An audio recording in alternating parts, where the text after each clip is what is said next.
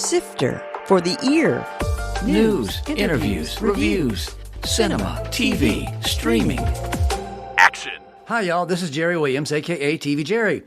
You might have heard of Fathom Events. They screen all sorts of events in local theaters, from operas to live theater to special re-releases of big screen classics like The Big Lebowski's 25th release and The Flashdance 40th, which is coming up on the 30th of this month. One cool series that's going now is the Studio Ghibli Fest, which features many of that Japanese animation studio's greatest hits, including a live production of Spirited Away, which looks pretty cool. I'll have a link to Fathom Events on the webpage for this show at tvjerry.com.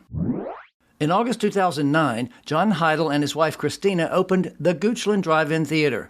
It's been going strong since then, propelled by their love of movies and a modernized movie-going experience. We'll join John to talk about how and why they wanted to open a drive-in and what's new and different about the experience now. Sifter Review of the Week. Ghosted on Apple TV. At the start of the movie, Chris Evans and Ana de Armas meet very cute. That first date goes well, but when she ghosts him, he travels to London to surprise her, where he becomes embroiled in her real life as a CIA agent. In the obvious twist on the genre, she is the accomplished agent, while he is the helpless, hapless, unwilling accomplice. Fortunately, the film not only features some beautifully executed fights, but there's enough comedy to make the relationship enjoyable. De Armas makes a great kick-ass agent, while Evans is simply delightful with his comic reactions. Director Dexter Fletcher has put it all together with aplomb. Even though there are typical genre elements, the performances and action help it rise above to create a fun adventure. By the way, a few famous people show up for cameos, including Ryan Reynolds, who's especially hilarious. I gave Ghosted 4 out of 5 stars. I grew up in Florida in the 50s, so you can guess where I spent a lot of movie nights in the drive-ins, of course. Absolutely. And ironically, I was just watching this new Grease, Rise of the Pink Ladies, and the first scene in that happens at a drive-in. So they're popular, coming back. Actually, excited here to talk to John Heidel today, who is the founder, owner, and chief executive dreamer of the Goochland Drive-In. John, welcome to Sifter. Thank you, Jerry. Glad to be here. So what do you mean by chief executive dreamer? Well, it goes back to the whole genesis of why we would start a drive-in theater in the 21st century. No one took us seriously. It was really a dream. And we were told so, you're dreaming. And so I kind of took that to heart and said, all right, I'm the chief executive dreamer. Ah, okay. Along with my wife, Christina, we kind of put together kind of all the ingredients as it was to build a drive-in. So now there was not a drive-in there. This was not a restored drive-in. This was from scratch, right? Yes, sir. It took us a couple, 3 years to find the right space, the right land, but no broker, no realtor, bank, et cetera, would take you seriously. And that includes even the local, business development office at our county. They thought, well, these are nice folks, but they're crazy. Why would anyone open a drive-in theater? They died for a reason. But we believed in the concept, so we finally found a spot on our own. And it turned out to be the best spot possible. How did you end up finding the money? Did you have to do a big bank heist like in the movies? Now, wouldn't that have been something? Yeah, really. We had saved and we had invested, and we took everything we had and put it into this drive-in. We believed in it that much. At the time, we had 2 small children, and to take them to a regular indoor multiplex, number one, it's expensive, but a lot of times the kids don't sit still. Right. One of the parents ends up with one kid out in the car waiting. Right. The other parent, the older child, to come out. So it was a waste of time and money. And we thought a drive-in would be awesome, but there were none around. Now, what did you do before this? My background is in sales and marketing with an entrepreneurial flair. After I left the corporate world, I started a small dry cleaning business. It's a fun little business, but people go to a dry cleaner because they have to, not because they want to. But with the drive-in theater, folks come because they want to be there.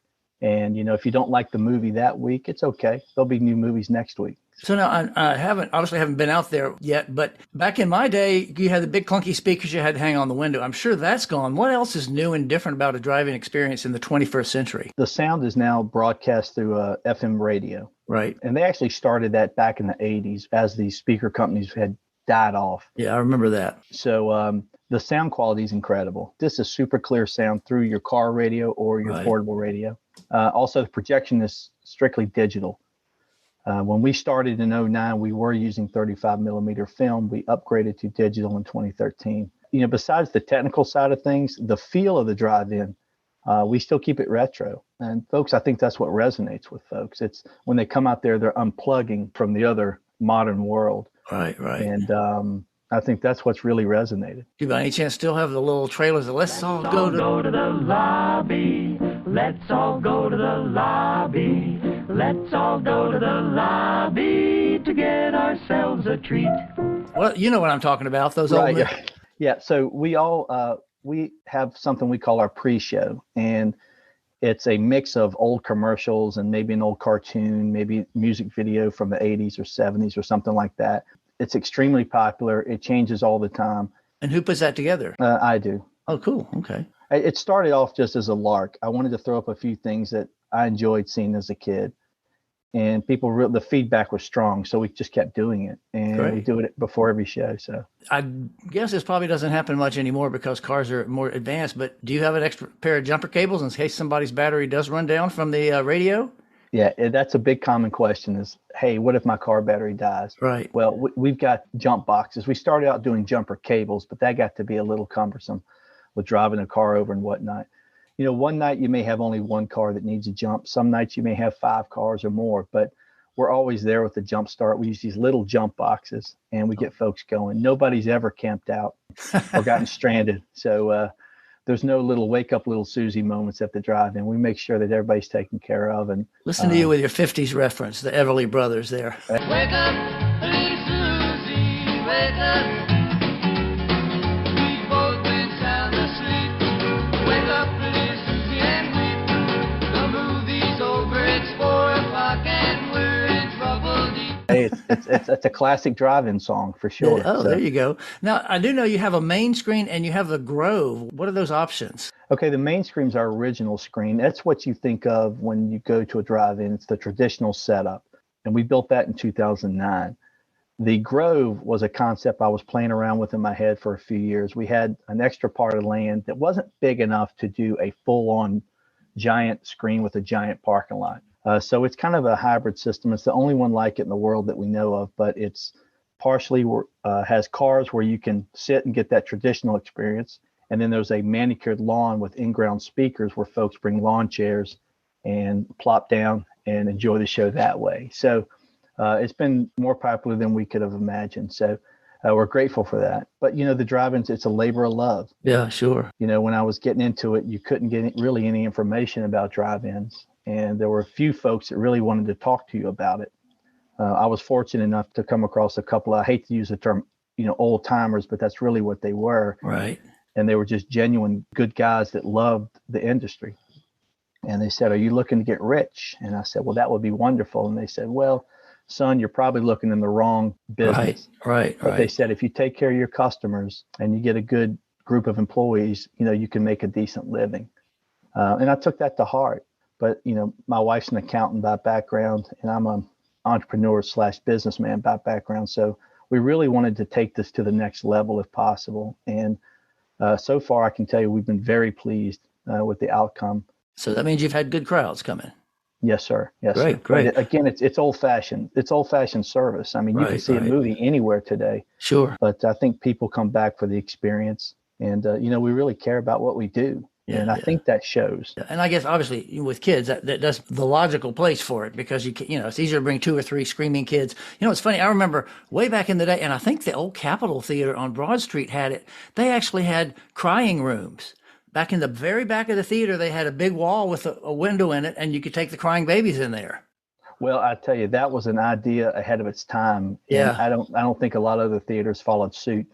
With that. If there's ever that time when you do have a crying baby, you know, I'd say 99% of the parents, you know, understand that, and they'll walk them they'll take them on a little walk to the back of the area so they don't disturb others. But generally speaking, we don't have any issues with it. I did notice one thing interesting on the website. Tickets are only online now. You can't just drive up and give you cash. Yes, sir. COVID really changed a lot of things for a lot of different industries. And initially, we started out when we opened just, hey, we pay per person and it's cash or credit card at the ticket booth, first come, first served. But as our popularity grew, folks were showing up for movies only to be turned away because we were completely sold out. Oh, wow. And that did not generate much goodwill. So we always wanted to do some sort of advanced ticketing, but really didn't know how to go about it. when COVID came about, we were pretty much forced to figure something out right away. So we switched to a system where it's strictly online, and it has worked out incredibly well. Initially, it was just going to be for the COVID year, but folks wanted it back so bad that we kept it.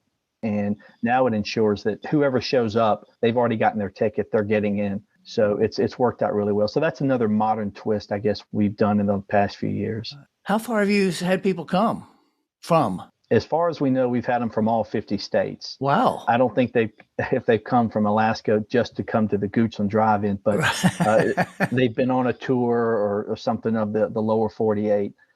We've had them from overseas, England, Germany. It's been pretty amazing. And, the word has gotten out about the Goochland Drive-In Theater. We don't promote ourselves nationwide, but it gets out there in forums and chat sites and things like that. And we've been even ranked as high as number 5 in the country out of the 300 or so that still exist. Congratulations. We're still working for number 1. You want to get all the way to the top. I don't blame you. So now tell me, just for anybody listening who, let's say, lives in the Fan, how long is the drive out to the theater?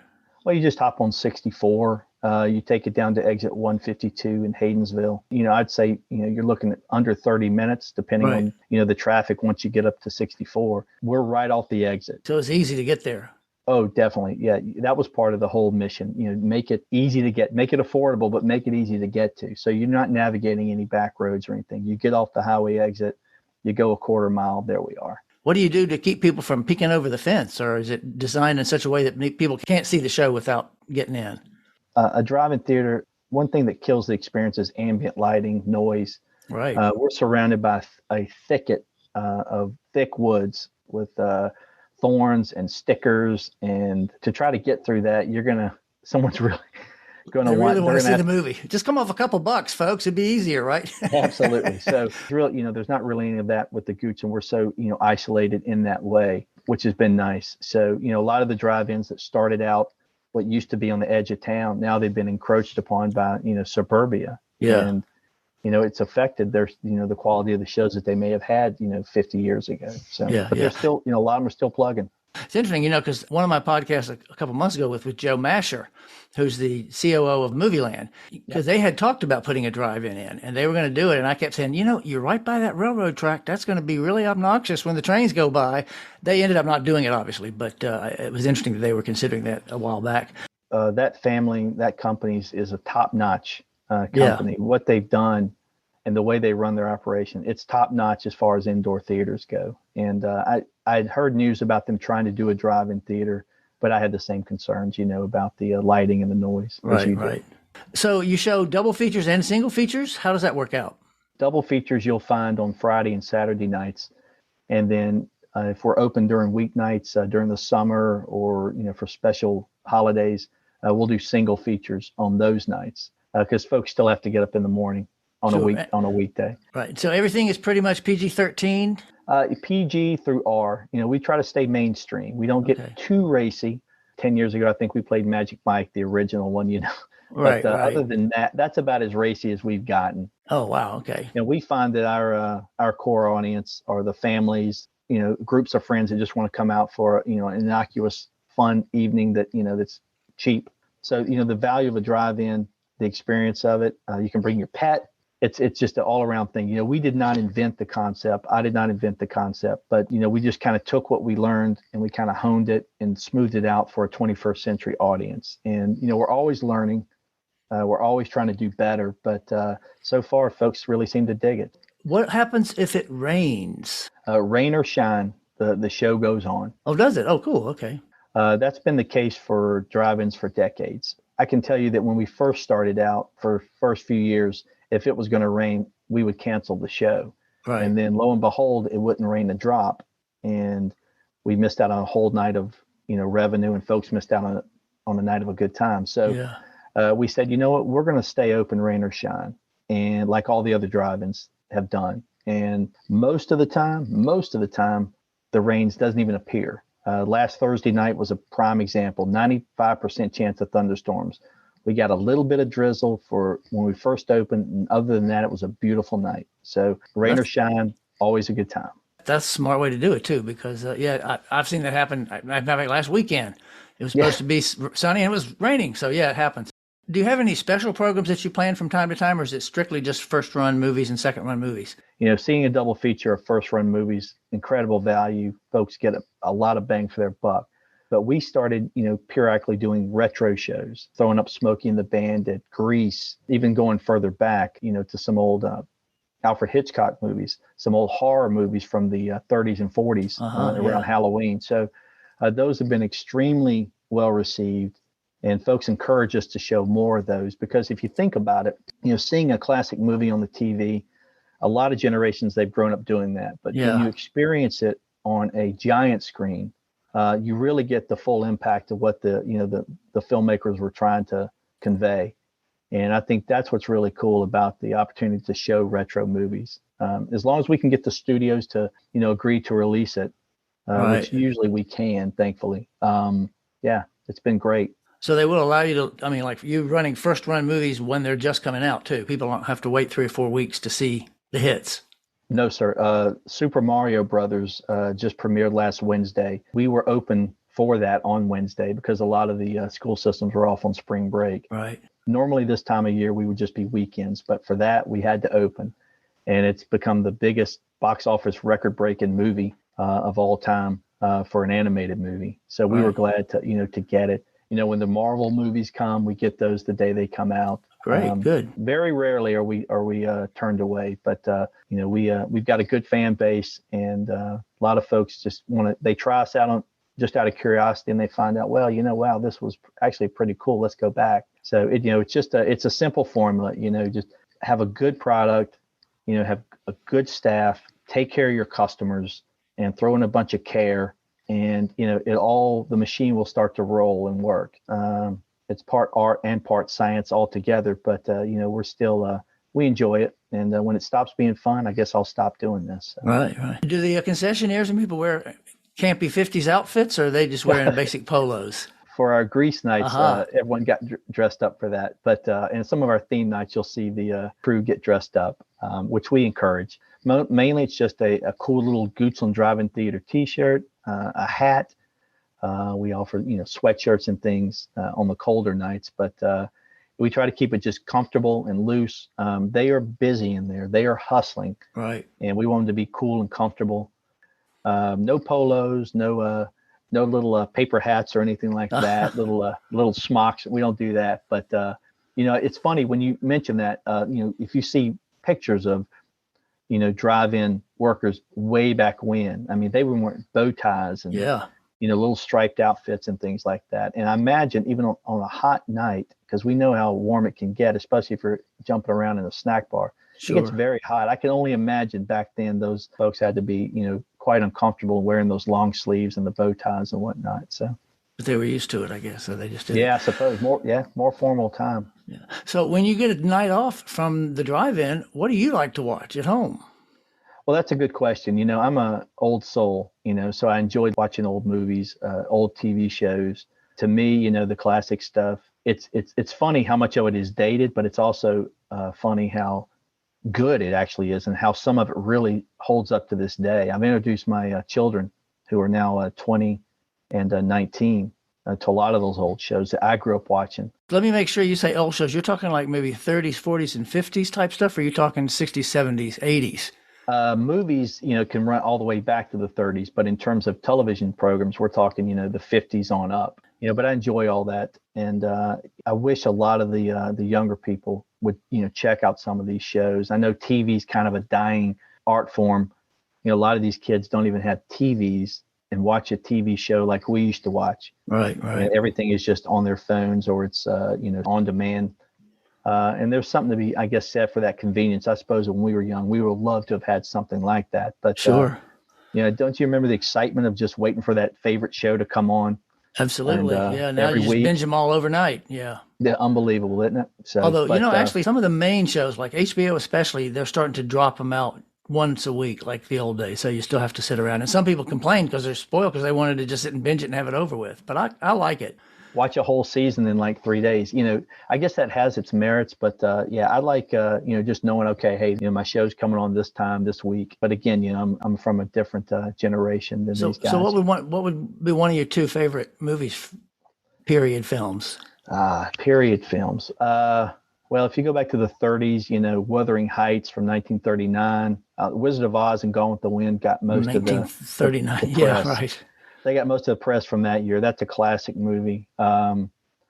If you kind of get up into the the 50s and 60s, I mean, for me, a movie that had a huge impact on me was Planet of the Apes. I just thought that was so well done, and the first one especially, and just as a kid watching it, a few years after it came out, that was a pretty incredible movie. But Right. the movies go on and on. I mean, as far as a lot of the Alfred Hitchcock stuff was really just incredible. Right. Did you hear they're doing a remake of The Birds, by the way? I have not heard that. Yeah. Oh wow. Okay. I'm sure it'll all interested be to see how they digital do. Birds, but Yeah, that's right. They're not going to use real birds. yeah. Yeah, I just there's so many good movies to think about. If you get into the 70s and everything, some iconic ones, that the Smokey and the Bandit, of course, very iconic. Not exactly an Oscar winner. Right. Well, you got but, Raging Bull and all that kind of stuff too. Oh, Raging Bull, incredible. Some of the Stanley Kubrick stuff in the late 60s, early 70s, just really just iconic type stuff. I'd like to see movies make a shift back to story driven. The special effects and the superheroes and all that. That's incredible. We love them, and they generate a lot of revenue for theaters. But I think there's a clamoring out there for some movies like they used to make that we Just don't good, see solid anymore. storytelling about people. Yes, sir. Good dramas, romantic comedies, a Western. Can a Western be pulled off today? I think in the right way it could. When's the last time you saw a really good comedy in a theater? They're just they're very few and far between. And I think back, movies like Tootsie with Dustin Hoffman back in the early 80s. You don't see those movies. Even some of the teen movies from the 80s, that were, coming of age tales. You really don't see that. And I'd love to see that come back. And I think the new movie Air that just came out about the story about Michael Jordan. Seeing it tomorrow night. Yep. Excellent movie. Totally recommend it. We need to but we need to add movies like that back into the collection, so to speak. So I think that Hollywood's going to get the message. You can only remake and reboot so many times, but originality, folks are looking for that these days. Yeah, and it's cyclical. That happens. I think it was Spielberg that said that, one day that people are going to be bored with superheroes because they want something else. So, yeah, that's true. So I know it's outdoors and it's summer. What about mosquitoes? That's one of the amazing things about the Goochland Drive-In Theater. Not only does rain avoid us most of the time, but we don't have any issues with bugs. Wow. And the way I know this is that we don't get any complaints about bugs. And also my wife, who can be indoors and still get bitten by a mosquito, whenever she's out there, she doesn't ever get bit. Now, why is that? I don't know. Our lot is completely gravel. And I think that, not having all that woods, or we have woods all around us, of course, but I think that may contribute to it. Someone talked to us about it years ago and said that's probably why you don't have much of a bug issue. So, we still keep a can of off in the snack bar. If someone needs it, we've got it, but we may use one can a year, for thousands of people. So if that tells you anything. Yeah. Cool. So, great. Yeah. No bugs issue, thankfully. I'll tell you, when I grew up in Florida, of course, we had those big trucks that would drive by that would just cover everything in steam. And we'd run through it because we were kids, stupid kids, like, what are we doing to our lawns? We had those in Mississippi, I remember in the 70s. And we'd do the same thing. My mom would yell at us, but it was kind of a fun thing, for that 30 seconds that fog, was out there. Yeah. One final thing before I let you go. You have a website, obviously. Is there any way for people to sign up for like a weekly newsletter to tell you what's playing or something? We've never done the weekly newsletter thing or the email blast. We've always thought about it, just never actually done it. But our Facebook page seems to be the main way that's interactive, that folks can know what the latest and greatest is going on at the drive-in. What's a quick tip that they can check out. Our Facebook page has been pretty amazing as far as like fans. We've got like 110,000 and wow. It continues to grow. So that's been a great thing for us. Yeah. So we've been very fortunate with that. I'll be sure to include a link to the Facebook page on the web page for this show too. So listeners will have that so they can check it out. Well, John Heidel, I want to thank you so much. This has been fascinating. I haven't been out there yet, but one of these days I might just show up at the Goochland Drive-In. But you sound like you got a great business, and it sounds like it's very popular. So congratulations to you. Well, you have a standing invitation anytime, open invitation anytime you'd like to come, Jerry. I appreciate the opportunity to talk with you. I really enjoyed it. Good deal. I did too. Thank you very much. That was John Heidel, co-owner of the Goochland Drive-In Theater. There's a link to the theater on the webpage for this show at TV Jerry. Coming soon. In theaters. Are You There, God? It's Me, Margaret. Judy Blume's beloved novel about an 11-year-old girl has been adapted with Rachel McAdams and Kathy Bates. Big George Foreman, the miraculous story of the once and future heavyweight champion of the world. Well, the title pretty much sums up this biopic. Polite Society. A woman decides to become a stunt woman, and there's a wedding heist. This was written and directed by Nita Manzoor, who created the delightful We Are Lady parts. Sisu. An ex-soldier discovers gold in the Lapland wilderness, but he meets conflicts from Nazi soldiers. The Black Demon. A family headed by Josh Lucas ends up on a crumbling gas rig when a megalodon shark causes trouble. The End of Sex. A married couple sends their kids to winter camp so they can reinvigorate their sexual relationship. TV and streaming. Fatal Attraction on Paramount Plus. Lizzie Kaplan and Joshua Jackson take on the roles from the classic movie. Love and Death on HBO. Elizabeth Olsen plays killer housewife Candy Montgomery, who begins an affair with a fellow churchgoer, Jesse Plemons. This series is based on the 1980 murder. Peter Pan and Wendy on Disney, Where Else? This is a live-action adaptation of the classic. Renovations on Disney follows Jeremy Renner in a documentary about helping the world by reimagining purpose-built vehicles. Citadel on Amazon. Richard Madden and Priyanka Chopra Jonas play global spies who try to solve a mystery after their memories were wiped clean. The Gentle Art of Swedish Death Cleaning. A visit with 3 people who help people in Sweden deal with death and the stuff they leave behind. Sweet Tooth returns for season 2 on Netflix. Aquafina is Nora from Queens returns for the 3rd season on HBO. You know, you can subscribe to this podcast on all the usual services, or you can go to tvjerry.com, click on the podcast tab, and there's a link. Next week, we visit another theater from the past. First manager Terry Ray will talk about the early days of the Biograph Theater. That's all for now. Thanks for listening. For more Sifter, including literally thousands of reviews, visit tvjerry.com. That's a wrap.